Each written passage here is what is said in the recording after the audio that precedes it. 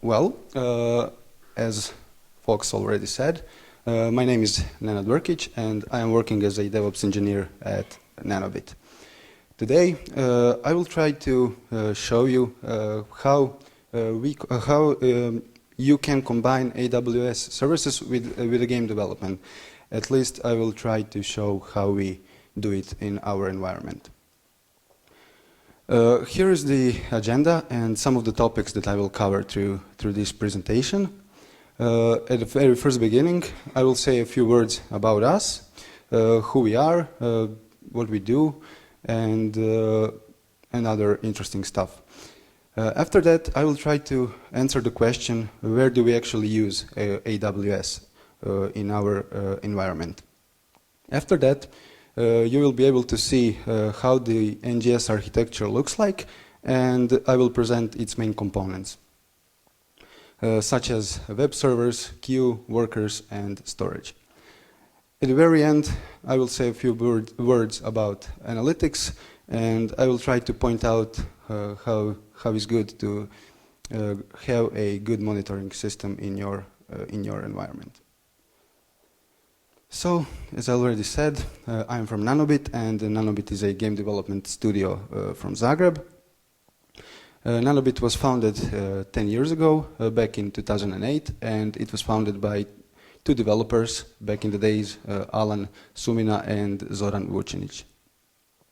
Interesting thing is that Nanobit actually started with an application development because in the same year, in 2008, the new platform was released, iOS platform with the new cell phone, iPhone, and in 3 years after that, actually the first game was published in 2011. Right now, we are counting more than 100 million downloads from Apple App Store and Google Android Play Store. We have more than 3 million unique active users today, and we are completely in charge of the product, meaning that we are creating game from scratch. We are creating an idea. We are creating the characters of the game. We have artists who draw all the objects in the game, and after that we are transferring ideas into code, and later we are publishing it on one of the two aforementioned stores. Few of our greatest hits are My Story, Hollywood Story, and Chef Town. You can try it for yourselves and see what is it all about. So, where do we use AWS? The easiest way to answer it in our backend, we use it everywhere. You will be able to see through this whole presentation that our architecture completely relies on AWS Cloud and all services that it provides. Some or most important services that we utilize every day from AWS are, of course, EC2 instances, and I would say that EC2 service is our main component, and it makes almost 80% of our architecture. Everything else was developed around that EC2 service. With EC2 service, of course, we are using elastic load balancers, and with elastic load balancers, we ensure that the load that are coming from all our players are distributed equally on each instance placed behind it. In S3 buckets, we are saving various log files, backup files, or we are using it as a service which helps us to integrate with our CDN service, content download service, with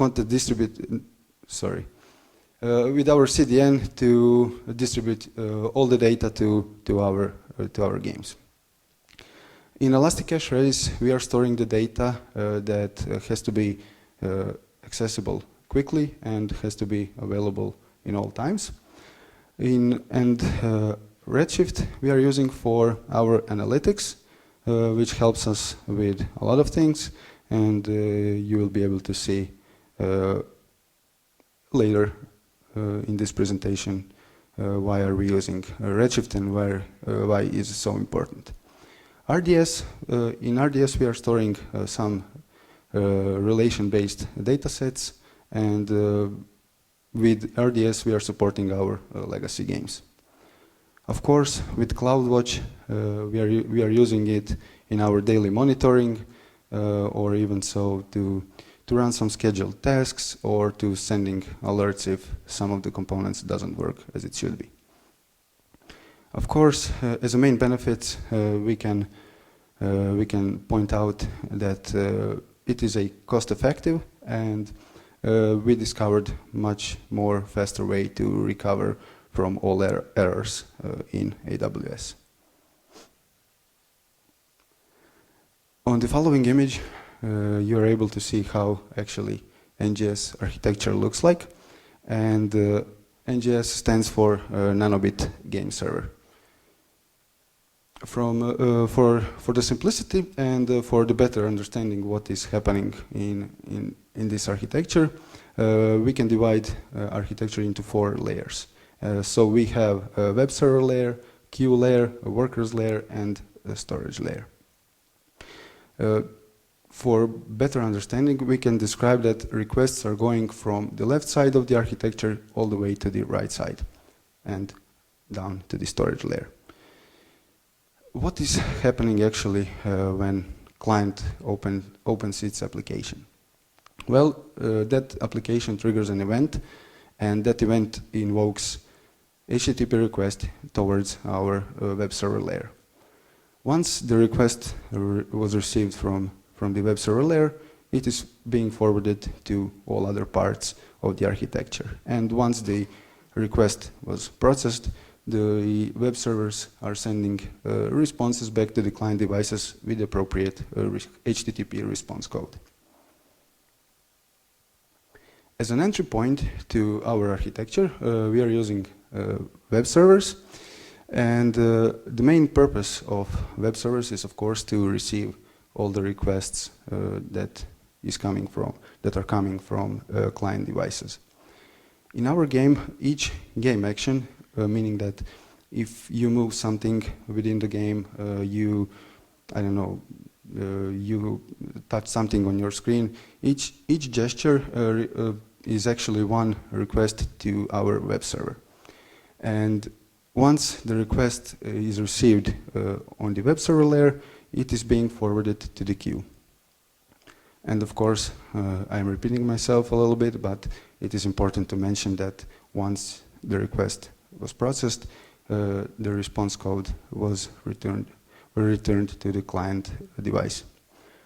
As a web server solution, we decided to use Python and Tornado libraries that comes with it. Our web servers, they are Dockerized, meaning that they are running as a Docker containers on EC2 instances, and that helps us with when we need to deploy some new features, or if we need to scale it up or scale it down. The second layer in the architecture is the queue, and the best way we can describe the queue as a service that routes messages between web server layer and worker layer. When the request was forwarded from the web server layer to the queue from that received request checks the game and the game version. And based on those parameters, it knows exactly on which worker he should forward that request. Also, the queue knows exact state of all workers in our architecture, meaning that it can handle adding new workers from communication chain, or it can handle adding new one to the communication chain and removing existing ones from it. And the queue, it is in-house piece of software. It is written in Golang. We decided to use Golang because It is a fast and responsive scripting language, which was shown as a good solution for us. Of course, Q is also Dockerized.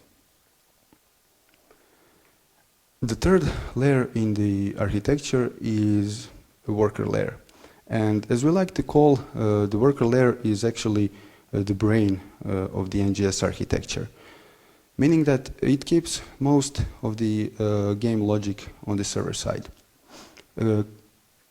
Workers, they're processing messages received from the queue, and once the message was processed, they're sending responses back to the web server layer, and then web server knows which response they need to send back to client devices. They can handle client save game data, meaning that they can store new save game data into the database, or they can serve existing save game data back to the clients. Of course, as almost everything in our architecture, workers are also Dockerized, and we can easily scale them up and scale them down based on the current load in the architecture. The last part, but not the least, definitely, in our architecture is storage layer.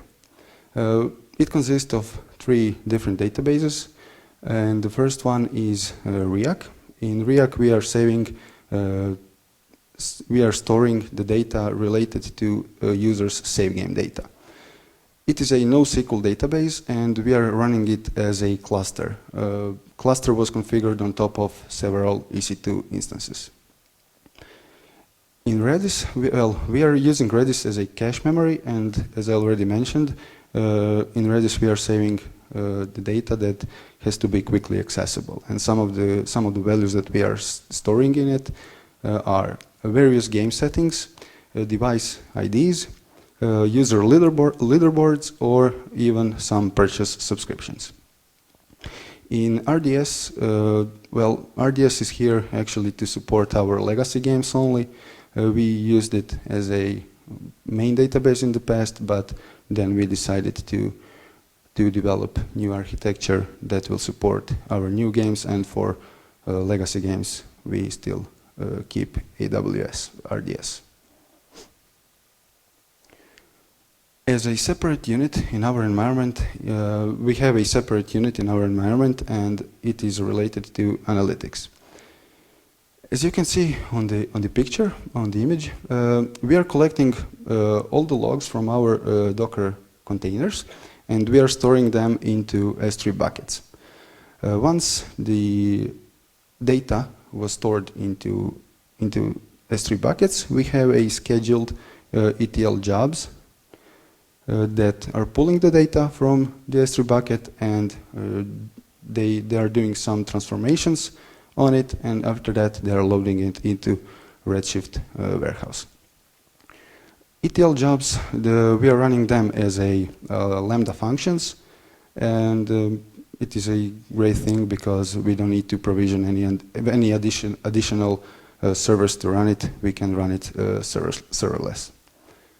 Once the data is loaded to Redshift, we have our analytics team, which can do various analysis on the data they have, and they can create various reports using reporting tools.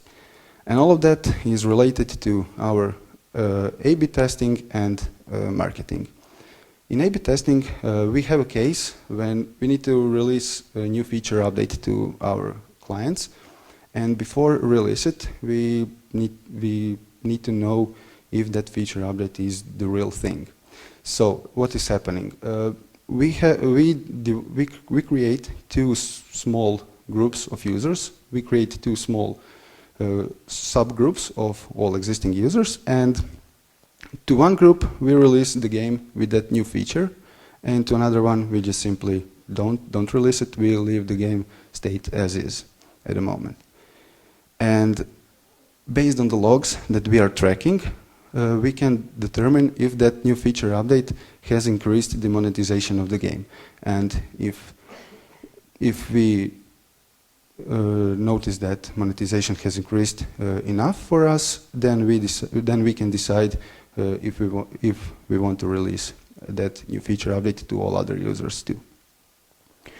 The second part is marketing. We also have the whole team of marketing people, and they are creating each day they are creating campaigns on many different advertising platforms.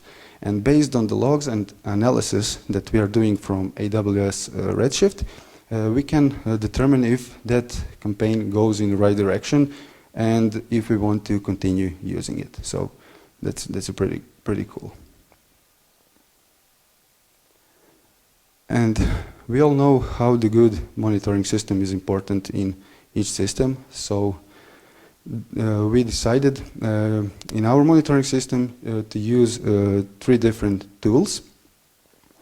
The first one is Elasticsearch cluster in synergy with a Kibana visualization tool.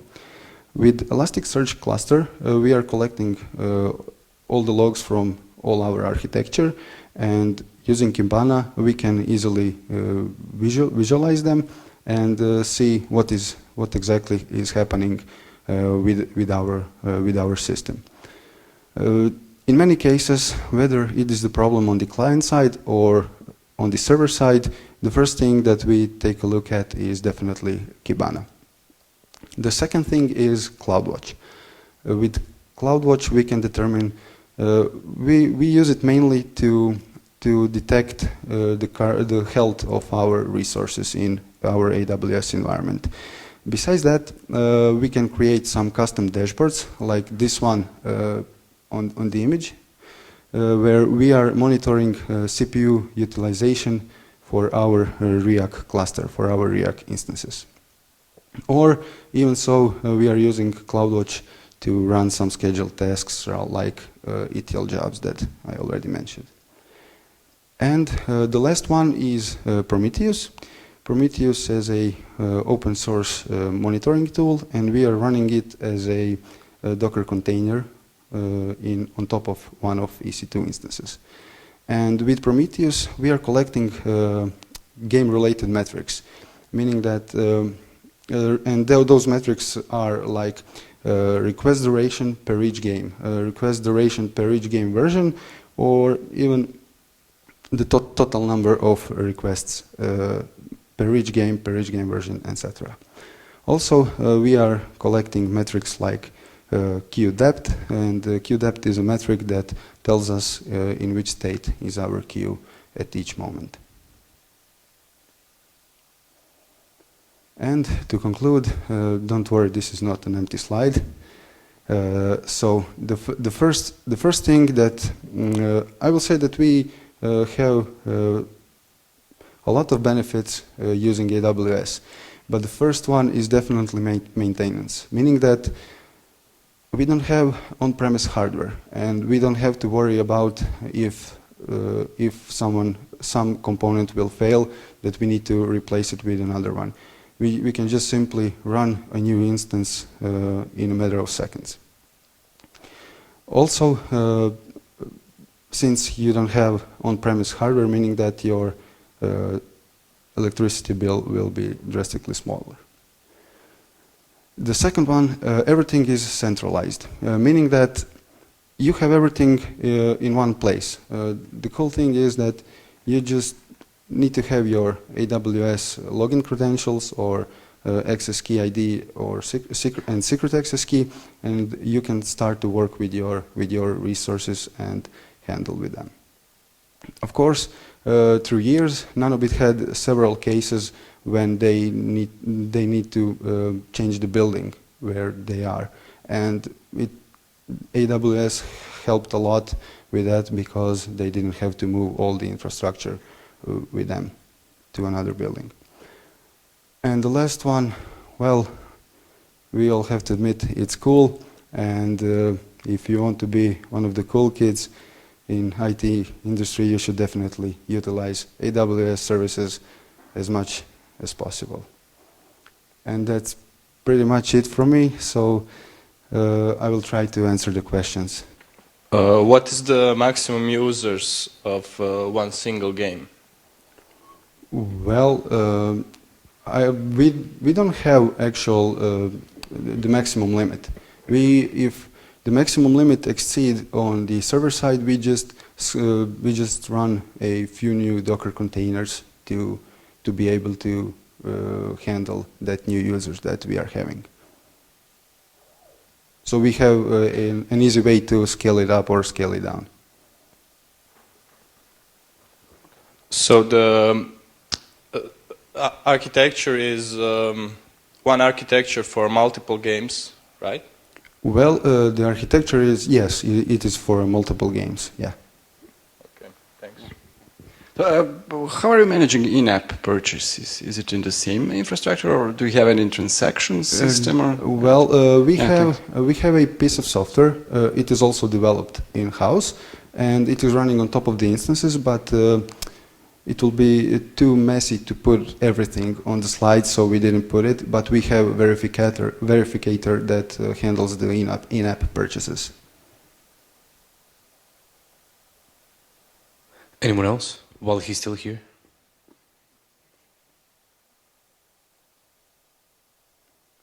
Well, thank you then.